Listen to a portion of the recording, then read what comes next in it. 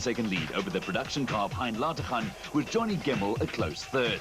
Only 7 seconds separated fourth place Visser du Plessis from Fernando Rueda in 8th, while the production cars of Chase Atwell and Mike Nathan complete the top 10 after stage 1. Due to circumstances beyond the organisers' control, stage 2 was cancelled, allowing the teams to head straight for stage 3. Another slippery 8.78-kilometre test of driving skill and speed. After Izonti, the cars could clock into service for repairs, before having to tackle stages 4 and 5 on the trot. Drumdarach was also only just short of 9 kilometres, but in Venetti, a good 40 kilometres west of Scottsboro, consisted of 15 kilometres of smooth and slippery gravel roads, just waiting to catch up the unsuspecting driver.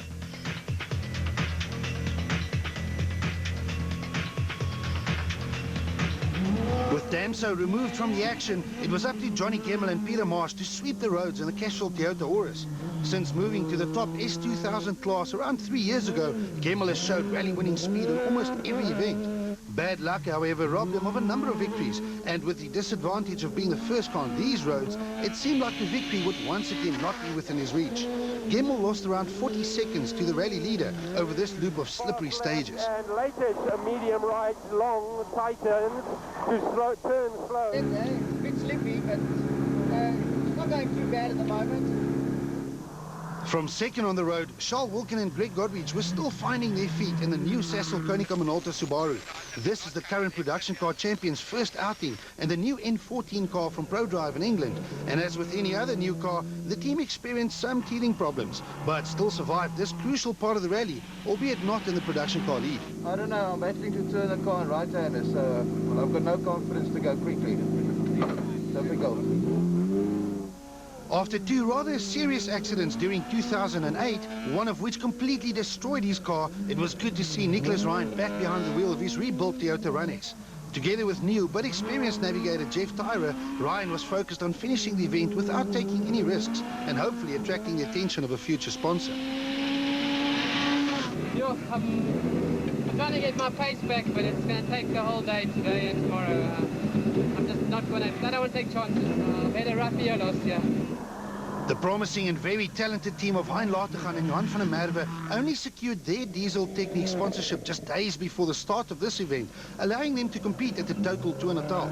Latergan was going like a bat out of hell and opened up a 26-second production car lead at the end of the day's gravel stages. More importantly, Latergan held second position overall. I think we lost a bit of time there. We had an overshoot. We had to reverse in the stage. So we made a slight mistake there. But anyway, it's going well. After losing more than 3 agonizing minutes on the opening stage of the season, it was up to Jan Habig and Douglas Judd to crawl their way back into contention. The BP Ultimate Volkswagen driver isn't a 6-time national champion for no reason, and still hoping that the organisers will show sympathy by giving them a better time on stage 1, the former champion could only drive as fast as he can and hope for the best. Yeah, we'll just have to get to the end of today's section and then have a discussion with the officials to see what they're going to do about it. So we leave the option. BP Ultimate Volkswagen teammates and current champions Hergen Fecken and Pierre Aries were in exactly the same boat after losing around 2 minutes in stage 1. The champions only know one speed, and that's flat out. Fecken set competitive times on both stages 3 and 4 and went fastest of all on stage 5 to make up for some of the lost time, but a 2-minute deficit would probably prove too much. Into, at the top, left 3 of the crest, go, continues and opens, go, go, go, go! We had to concentrate very hard on this stage to stay on the road. Difficult, but that's fine. During 2008, Jaapie van Niekerk and Robin Houten were one of the most consistent point-scoring teams around. And for 2009, the new Africa Developments Toyota Runex had its sights set on more podium finishes. Van Niekerk was extremely fast, setting the second quickest time on stage 3, followed by an overall stage win on stage 4.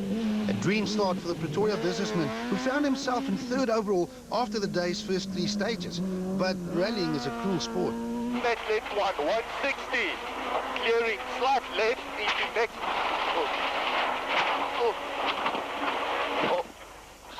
Ietsie gebreekt. But we had a good run, and unfortunately our shock broke, and that broke the tire rod end. We had no steering. Went off right into the sugarcane fields and turned over turn, but landed on our wheels, very soft landing. Couldn't have been on a softer place on the whole national series. On stage 3, the second stage of the day, Mark Rooney and Robert Paisley continued where they left off after stage 1, again setting the fastest time and extending their overall lead in the Castrol Toyota Auris. Rooney was not the fastest on stages 4 and 5, but fast enough to extend his overall lead to a very comfortable 48 seconds after the day's 4 and only gravel stages. Yeah, just keeping it tidy at the moment. I don't want to go off the road, but the pace has dropped off a little bit. We've got a bit hesitant in the back here. Enjoying ourselves, that's the main thing. The Pertex Subaru of Visser Du Plessis and Gerard Snyman did not even make it to the start of the 2008 Natal Rally, thanks to a damaged engine. This time round, it was a different story. The former production car champion was fast, ending this loop of stages in 4th overall and 2nd in the production car category. I'm happy with the pace we have to the right up there. At the same time as Charles I see now, so we're still ahead of him. After moving from a production car to an S2000, Fernando Rueda had his sights set on a solid finish in the Total Evolution Toyota Runex. Navigator Kobus Frey is no stranger to an S2000 after spending seasons alongside JP Damso, and together the team managed to emerge from the sugarcane in 6th position overall. 70, jump. 80, bump. Yeah, we're getting there, but it's really, I have to concentrate so hard. I'm trying to keep the revs up there, while before all I was trying to do is keep the car going. Polokwane businessman Tien Subert and navigator Henny Boertes were enjoying their first ever outing in the S2000 Salom Group Volkswagen Polo after moving up from a Class A7 Polo to the top class of South African rallying. The S2000 only has a touch more power, but has 4-wheel drive that requires a bit of getting used to. Although also new to S2000, rally chicks Lola and Megan Verlaak are used to 4-wheel drive after driving production cars for a number of years. They acquired an S2000 Polo for 2009 and were setting good times until a problem robbed them of time in stage 5. Got no power steering. It's fast for me. Former Class N2 champion Mike Nathan made a welcome return to rallying. Nathan and navigator Derek Jacobs was now behind the wheel of a much more powerful AWI Mitsubishi Lancer in the production car category and going well. No fun, just a bit out of practice. Not so lucky was the Subaru Impreza of Chase Atwell and Brian Carriel. The young Zimbabwean's debut in the top production car class came to a premature end when the Subaru's engine detonated in stage 4. After more than 40 kilometers of fast and furious gravel road action, Grenier had a commanding lead. With Volkswagen ironically tripping over themselves and with Gemmel in 2nd, it was a dream start for the Castrol Toyota squad. Latergan impressed in 3rd, ahead of the other production cars of Du Plessis and Wilkin. Muhammad Musa drove brilliantly to place his front-wheel drive Class A6 car in the top 10. After the break, the Total Tour Natal leaves the sugarcane and heads north to Pinetown for head-to-head tar racing in front of thousands of rally fans. For stages 6 and 7, the last of the opening day, where rally sponsors Total have prepared a great show for the large and enthusiastic crowd as the sun started to set over KwaZulu-Natal. The Pinetown Tar Stage is a super special, meaning that 2 competitive cars will start alongside each other. Soon after the start, each car will set off in its own direction, but in the end, both cars will cover the exact same route, and if it's really close, should cross the finish line at the same time.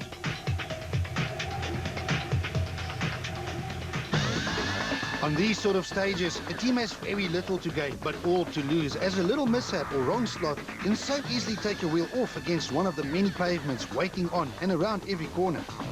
And although the races on the streets are against each other, the real race is still against the stopwatch. With no loose stones to sweep away, Johnny Gemmel and Peter Marsh managed to claim their first stage win of the day in the Castrol Toyota Auris, setting a time of 2 minutes and 22 seconds over the close to 4-kilometer course. Inside lane, turning right at the robot. Times are very close on these type of stages, as Hergen Ficken and Pierre Aries proved by going only 1 second slower in the BP Ultimate Polo. But in their quest to make up for lost time, every second count. During the second run, an hour later in total darkness, Ficken went one better by setting the fastest time of 2 minutes and 20 seconds. 3, 2, 1, go! Mark Roonier and Robert Paisley's Castrol Toyota Auris only gave a few seconds away in Pinetown, but not enough to threaten their very comfortable lead. Charles Wilken and Greg Godrich were lying third in the production car chase, but Wilken is a former multiple circuit racing champion and put his tar skills to good use on the streets of Pinetown. His third and second fastest times over these two stages propelled him into second and closed the gap to the production car leader, Hein Latergan. Production car leaders Hein Latergan and Johan van der Merwe lost a few seconds to Wilken on stage 6, but on the way to the second run of the Pinetown Super Special, the Diesel Technique Subaru refused to fire up for 8 agonizing minutes, earning them an unfortunate 80-second penalty for starting late and dropping them out of the production car lead. The car wouldn't start yesterday at the tar section, and there's a chance that we're going to have a penalty for that at the end of the rally, so we'll see what happens.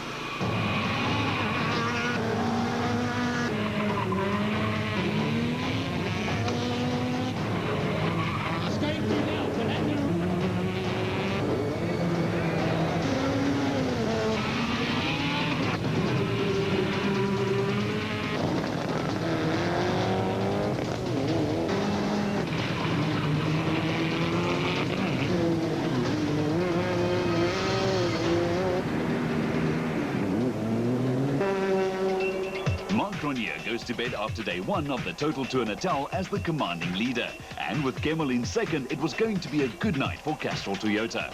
Wilken and Duplessis were now the leading production cars thanks to Latergan's penalty. And Musa still occupies 9th in a Class A6 car.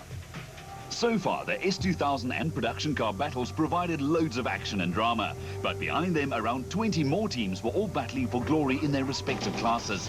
The Total Tour Natal is the first round in this year's championship, which always means new teams with new navigators in new cars.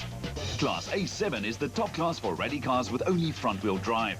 Unfortunately for defending champions Christopher and Dean Reerlinghuis, their Team Total Evolution Toyota Runex did not even make the start due to an engine failure in the days running up to the event. Former Class A6 hotshot Stefan Wilken now joins Class A7 in his Panhard Seeds Polo, with new navigator Greg Gierke in the hot seat. The Motorride team of Evan Hutchison now enters its second year of rallying, also with a new navigator. Yeah, this year we had to race. We've learned the ropes. We took it easy last year. I've got a nice new navigator. I think that's going to be advantageous to me. And first time back at all the places that last year around was the first time for me. So now hopefully we know where we're going. 2008 Northern Regions champion Skalkberger and Amanda Toy will once again join the A7 battle in their slightly older but still very fast Toyota Corolla, thanks to backing from USN. They will have to fight off the similar machine of another former regional champion Michael Otto and Tommy de Toy in their Liqui Moly Toyota Corolla. If the first day of the 2009 Sasol South African Rally Championship is anything to go by, Class A7 is in for one heck of a year, with Stefan Wilken and Skalkberger trading blows from the word go. The Panhard Seeds Polo took the early advantage, but Berger and the USN Corolla soon reeled him in, only to hand the advantage back to Wilken. Berger, however, was much faster on the streets of Pinetown and ended the day 15 seconds in front of the Panhard Polo. The Motorride Toyota Runex of Evan Hutchison and Alvin Coetzee was suffering from a power-sapping misfire, but still managed to finish the day in third, ahead of the Liqui Moly Corolla of Michael Otto and Tommy de Toy, who had to deal with problems of their own.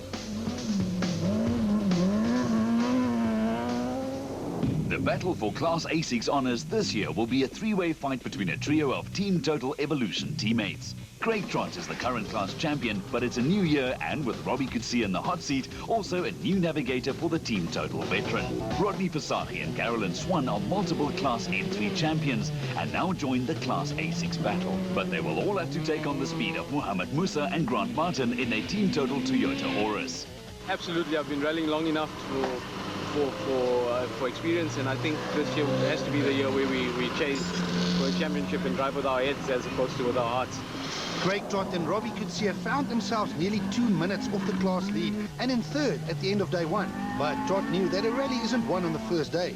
Fasagi and Swan took no time at all to get used to their new Class A6 car and drove consistently to occupy the second spot on the class leaderboard.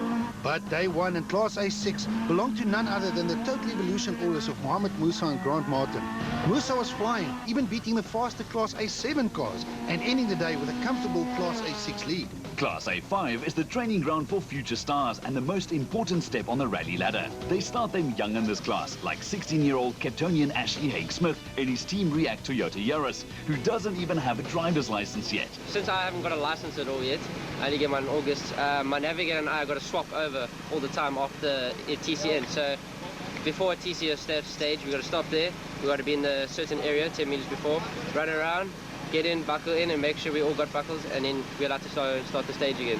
And then at the end of the stage, jump out again, stop around, and he does the open section.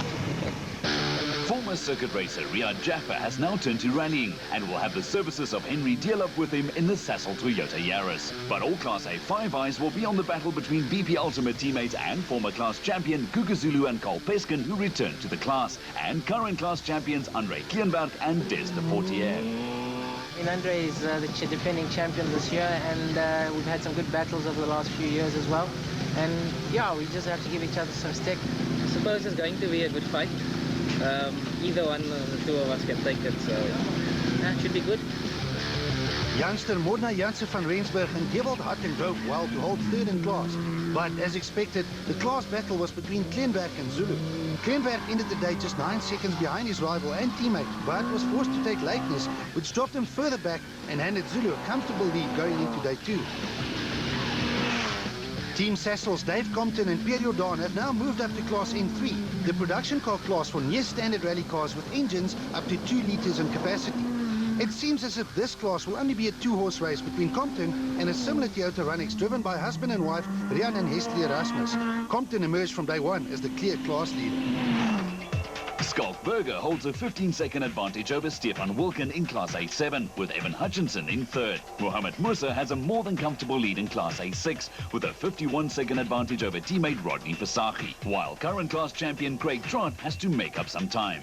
Zulu was only marginally ahead of teammate Kleinberg in Class A5, but a penalty dropped the latter to almost 2 minutes behind. Jansen van Rensburg occupied third. After day 1, the Class N3 battle belongs to Dave Compton.